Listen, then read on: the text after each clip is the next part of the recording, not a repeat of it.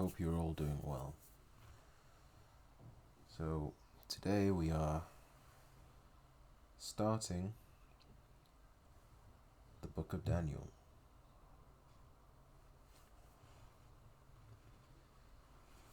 So, I shall read the intro that I have here in my Bible.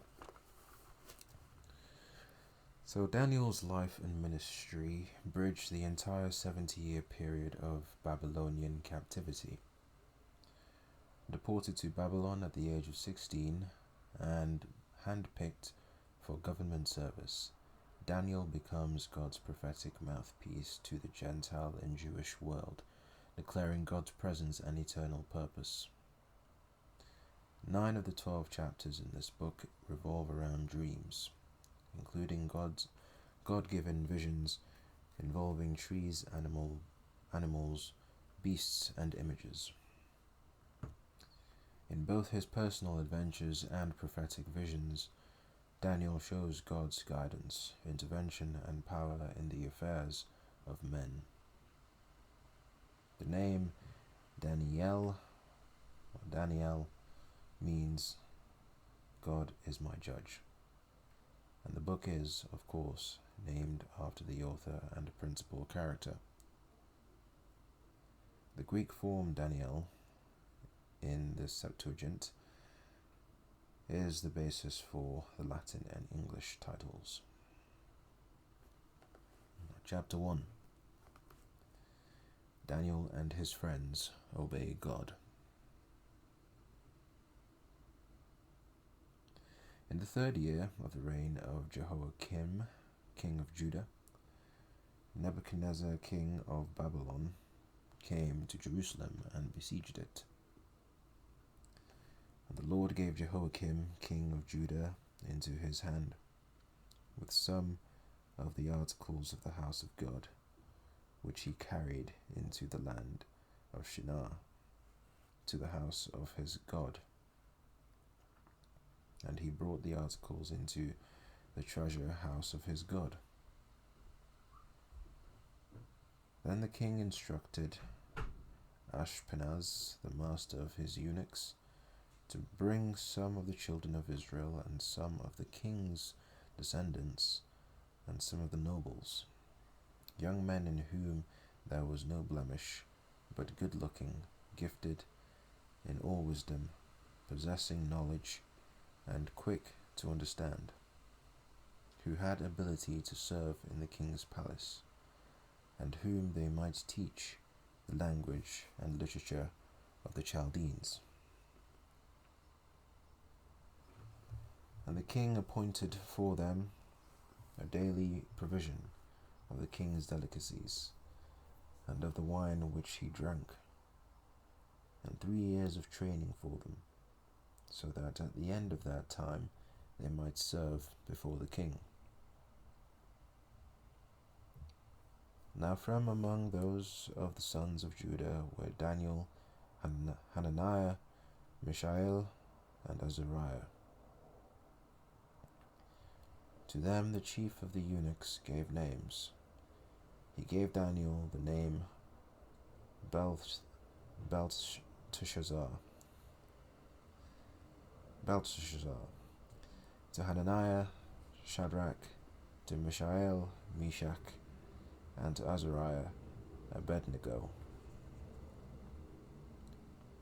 But Daniel purposed in his heart that he would not defile himself with the portion of the king's delicacies, nor with the wine which he drank. Therefore he requested of the chief of the eunuchs that he might not defile himself. Now God had brought Daniel into the favor and goodwill of the chief of the eunuchs. And the chief of the eunuchs said to Daniel, I fear my lord the king, who has appointed your food and drink. For why should he see your faces look worse than the young men who are your age? Then you would endanger my head before the king. So Daniel said to the steward, whom the chief of the eunuchs had set over Daniel, Hananiah, Mishael, and Azariah, "Please test your servants for 10 days, and let them give us vegetables to eat and water to drink. Then let our appearance be examined before you, and the appearance of the young man who eats the portion of the king's delicacies. And as you see fit, so deal with your servants." So he consented with them in this matter, and tested them 10 days. And at the end of 10 days their features appeared better and fatter in flesh than all the young men who ate the portion of the king's delicacies. Thus the steward took away their portion of delicacies and the wine that they were to drink, and gave them vegetables. As for these 4 young men, God gave them knowledge and skill in all literature and wisdom. And Daniel had understanding in all visions and dreams. Now at the end of the days, when the king has said that they should be brought in, the chief of the eunuchs brought them in before Nebuchadnezzar. Then the king interviewed them, and among them all none was found like Daniel, Hananiah, Mishael, and Azariah. Therefore they served before the king. And in all matters of wisdom and understanding, about which the king examined them, he found them 10 times better than all the magicians and astrologers who were in all his realm. Thus Daniel continued until the 1st year of King Cyrus.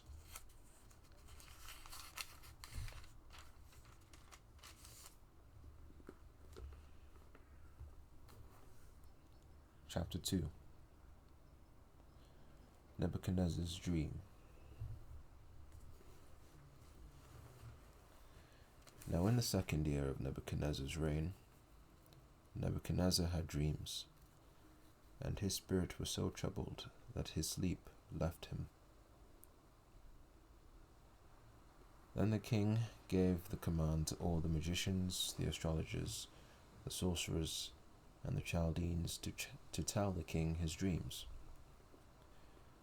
So they came and stood before the king.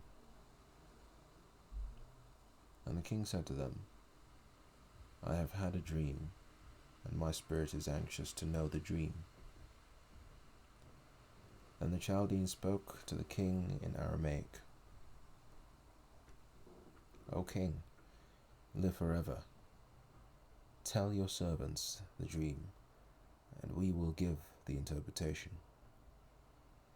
The king answered and said to the Chaldeans, "My decision is firm. If you do not make known the dream to me and its interpretation, you shall be cut in pieces, and your houses shall be made an ash heap. However, if you tell the dream and its interpretation, you shall receive from me gifts, rewards, and great honor. Therefore, tell me the dream and its interpretation." They answered again and said, "Let the king tell his servants the dream, and we will give its interpretation." The king answered and said, "I know for certain that you would gain time, but you see that my decision is firm. If you do not make known the dream to me, there is only one decree for you. For you have agreed to speak lying and corrupt words before me till the time has changed. Therefore tell me the dream, and I shall know that you can give me its interpretation." The Chaldeans answered the king and said, "There is not a man on earth who can tell the king's matter. Therefore no king, lord, or ruler has ever asked such things of any magician, astrologer, or Chaldean." It is a difficult thing that the king requests, and there is no other who can tell it to the king except the gods, whose dwelling is not with flesh. For this reason the king was angry and very furious, and gave the command to destroy all the wise men of Babylon. So the decree went out, and they began killing the wise men. And they sought Daniel and his companions to kill them. Then with counsel and wisdom, Daniel answered Arioch, the captain of the king's guard, who had gone out to kill the wise men of Babylon.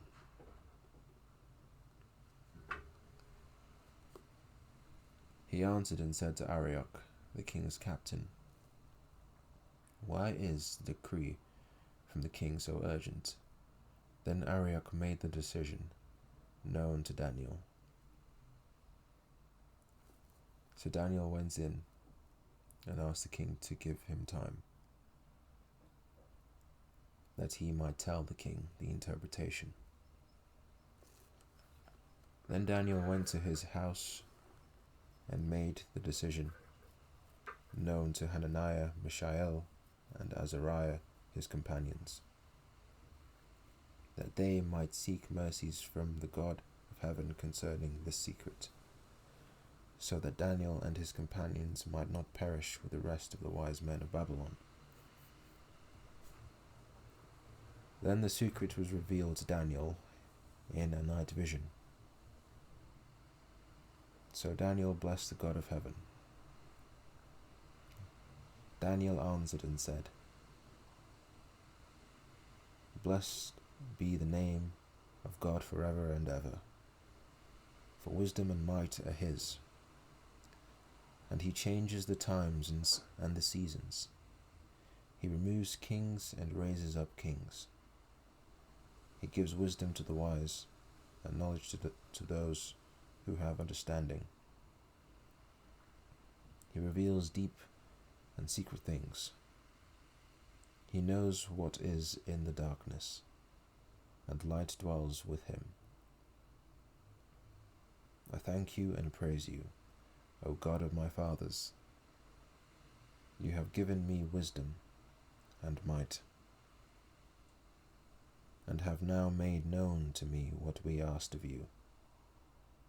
For you have made known to us the king's demand."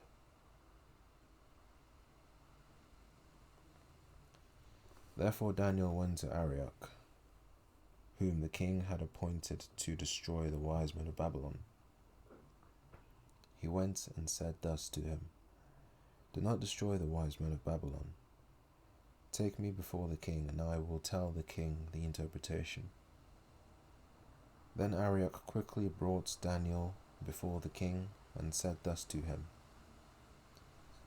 "I have found a man of the captives of Judah, who will make known to the king the interpretation." The king answered and said to Daniel, whose name was Belshazzar, "Are you able to make known to me the dream which I have seen and its interpretation?" Daniel answered in the presence of the king and said, "The secret which the king has demanded, the wise men, the astrologers, the magicians, and the soothsayers cannot declare to the king. But there is a God in heaven who reveals secrets, and he has made known to King Nebuchadnezzar what will be in the latter days. Your dream and the visions of your head upon your bed were these. As for you, O king, thoughts came to your mind while on your bed about what would come to pass after this, and he who reveals secrets has made known to you what will be. But as for me, the secret has not been revealed to me because I have more wisdom than anyone living, but for our sakes who make known the interpretation to the king, and that you may know the thoughts of your heart. You, O king, were watching, and behold, a great image. This great image, whose splendor was excellent, stood before you, and its form was awesome. This image's head was of fine gold, its chest and arms of silver, its belly and thighs of bronze, its legs of iron, its feet partly of iron and partly of clay. You watched while a stone was cut out without hands, which struck the image on its feet of iron and clay, and broke them in pieces. Then the iron, the clay, the bronze, the silver, and the gold were crushed together, and became like chaff from the summer threshing floors. The wind carried them away so that no trace of them was found, and the stone that struck the image became a great mountain, and filled the whole earth. This is the dream. Now we will tell the interpretation of it before the king. You, O king, are a king of kings, for the God of heaven has given you a kingdom, power, strength, and glory. And wherever the children of men dwell, or the beasts of the field, and the birds of the heaven, he has given them into your hand, and has made you ruler over them all. You are this head of gold. But after you shall arise another kingdom, inferior to yours, then another, a third kingdom of bronze, which shall rule over all the earth. And the fourth kingdom shall be as strong as iron, inasmuch as iron breaks in pieces and shatters everything. And like iron that crushes, that kingdom will break in pieces and crush all the others. Whereas you saw the feet and toes, partly of potter's clay and partly of iron, the kingdom shall be divided, yet the strength of the iron shall be in it, just as you saw the iron mixed with ceramic clay. And as the toes of the feet were partly of iron and partly of clay, so the kingdom shall be partly strong and partly fragile. As you saw iron mixed with ceramic clay, they will mingle with the seed of men, but they will not adhere to one another, just as iron does not mix with clay. And in the days of these kings, the God of heaven will set up a kingdom which shall never be destroyed, and the kingdom shall not be left to other people. It shall break in pieces and consume all these kingdoms, and it shall stand forever. Inasmuch as you saw that the stone was cut out of the mountain without hands, and that it broke in pieces the iron, the bronze, the clay, the silver, and the gold. The great God has made known to the king what will come to pass after this. The dream is certain, and its interpretation is sure.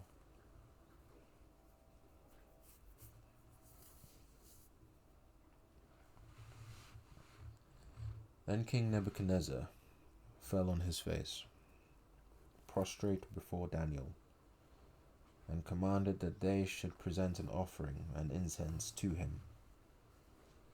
The king answered Daniel and said, "Truly, your God is the God of gods, the Lord of kings, and a revealer of secrets, since you could reveal the secret. Then the king promoted Daniel and gave him many great gifts, and he made him ruler over the whole province of Babylon, and chief administrator over all the wise men of Babylon. Also Daniel petitioned the king, and he set Shadrach, Meshach, and Abednego over the affairs of the province of Babylon. But Daniel sat in the gate of the king.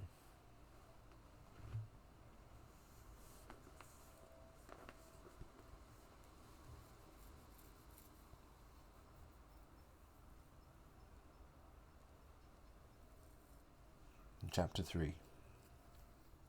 The Image of Gold.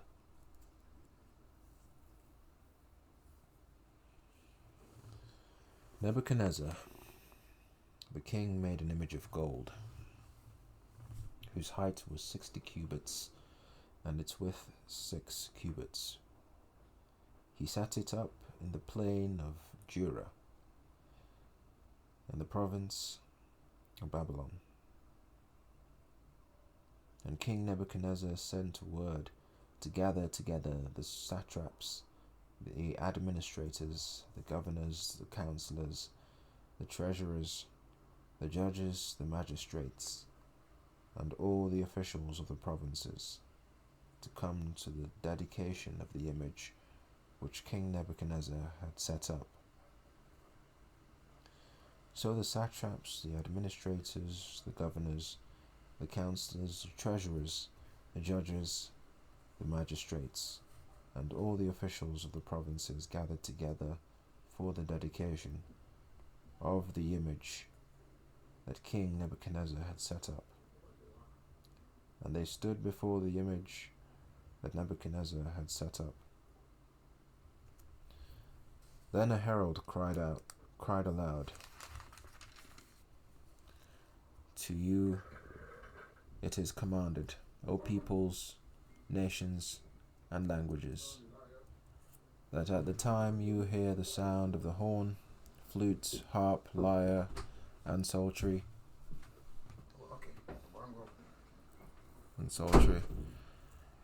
in symphony with all kinds of music, you shall fall down and worship the gold image that King Nebuchadnezzar has set up.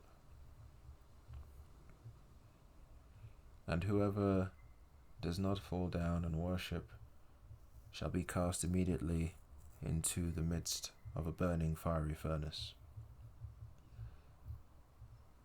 So at that time,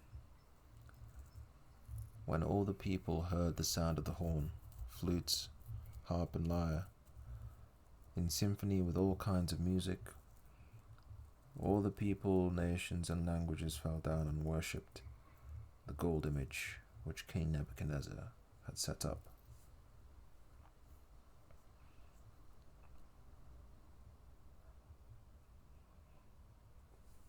Therefore, at that time certain Chaldeans came forward and accused the Jews.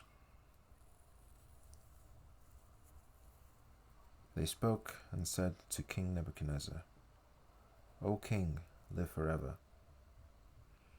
You, O king, have made a decree that everyone who hears the sound of the horn, flute, harp, lyre, and psaltery, in symphony with all kinds of music, shall fall down and worship the gold image. And whoever does not fall down and worship shall be cast into the midst of a burning fiery furnace.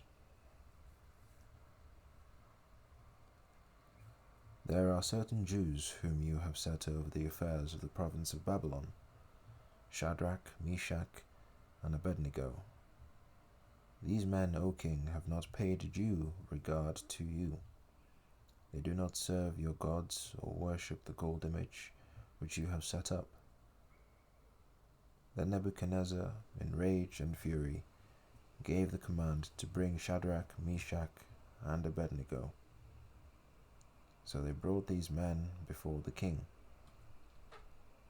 Nebuchadnezzar spoke, saying to them, "Is it true, Shadrach, Meshach, and Abednego, that you do not serve my gods or worship the gold image which I have set up? Now if you are ready, at the time you hear the sound of the horn, flute, harp, lyre, and psaltery, in symphony with all kinds of music, and you fall down and worship the image which I have made, good. But if you do not worship, you shall be cast immediately into the midst of a burning fiery furnace. And who is the God who will deliver you from my hands? Shadrach, Meshach, and Abednego answered and said to the king, O Nebuchadnezzar, we have no need to answer you in this matter. If that is the case, our God whom we serve is able to deliver us from the burning fiery furnace, and he will deliver us from your hand, O king. But if not, let it be known to you, O king, that we do not serve your gods, nor will we worship the gold image which you have set up.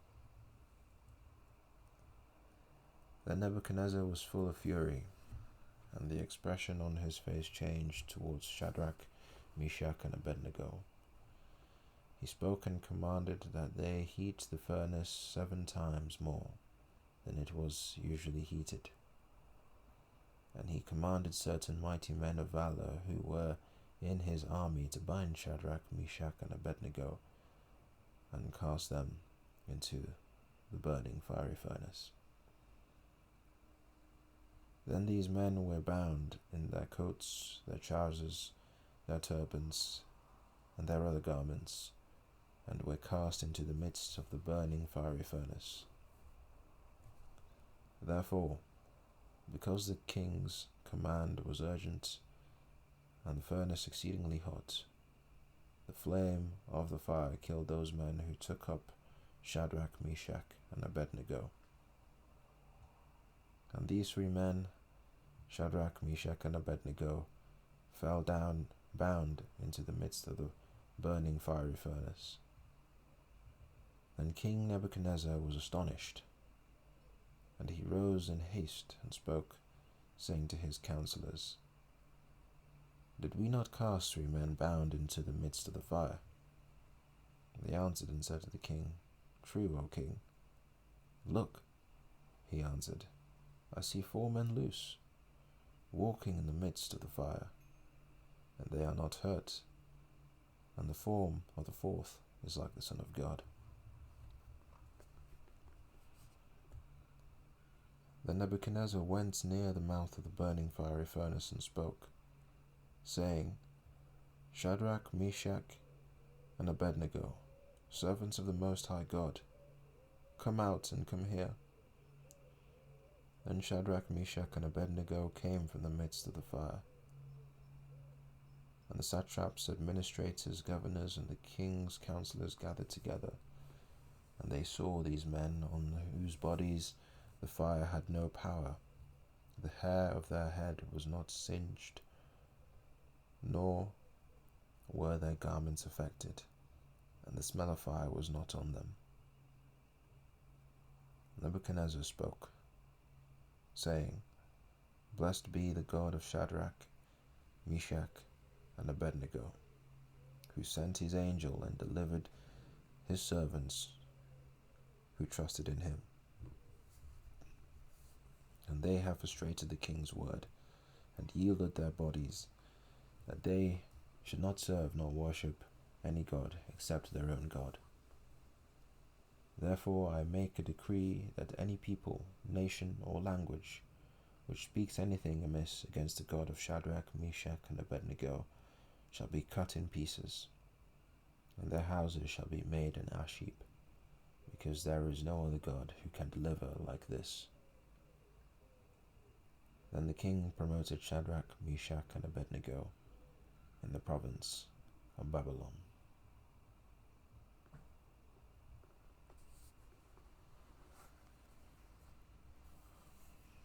And that is the end of chapter 3.